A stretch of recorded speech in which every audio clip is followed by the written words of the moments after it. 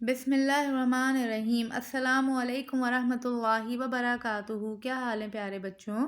یہ آپ کی اردو کا پیریڈ ہے۔ پہلے ہم دعا پڑھ لیتے ہیں۔ ربی زدنی علما، اے میرے رب میرے علم میں اضافہ فرما۔ بیٹا اپنی اردو کی ورک بک کا صفحہ نمبر 60 کھولیے۔ صفحہ نمبر 60 پہ ہم آ گئے بیٹے۔ آج کا دن لکھیے، تاریخ لکھیے۔ آج ہم ایک نظم پڑھیں گے۔ اس نظم کا نام ہے نیلے پیلے موزے۔ یہ آپ کو تصویر نظر آ رہی ہے؟ جی، یہ کالج کے ایک پروفیسر ہیں۔ دیکھیے ان کی کیا کہانی ہے۔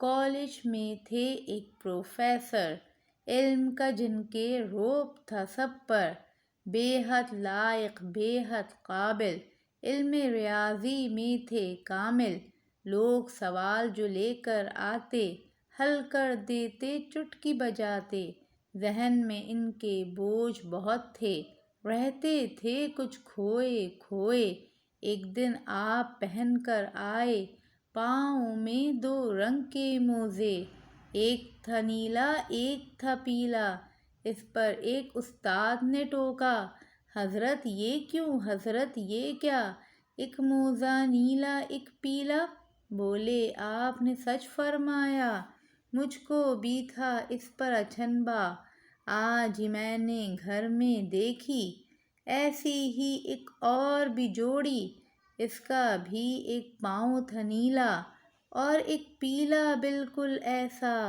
جانے گھر میں آئے کہاں سے یہ دو رنگ کے دو دو موزے۔ اور یہ اچھی سی نظم لکھی ہے شان الحق حقی صاحب نے، ٹھیک ہے جی جناب۔ تو یہ پروفیسر صاحب چونکہ ان کے دماغ پہ بہت بوجھ تھا، کھوئے کھوئے رہتے تھے، تو ایک نیلا اور ایک پیلا موزہ پہن کر کالج میں آ گئے، اور جب ان سے کسی نے پوچھا کہ آپ یہ دو رنگ کے موزے کیوں پہن کر آئے ہیں، تو انہوں نے کہا گھر پہ بھی بالکل ایسی ہی ایک جوڑی پڑی ہے۔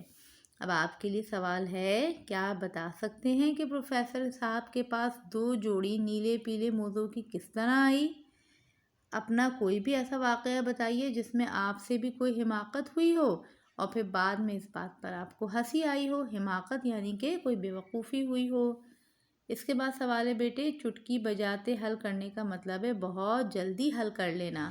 آپ کیا چیزیں چٹکی بجاتے کر سکتے ہیں؟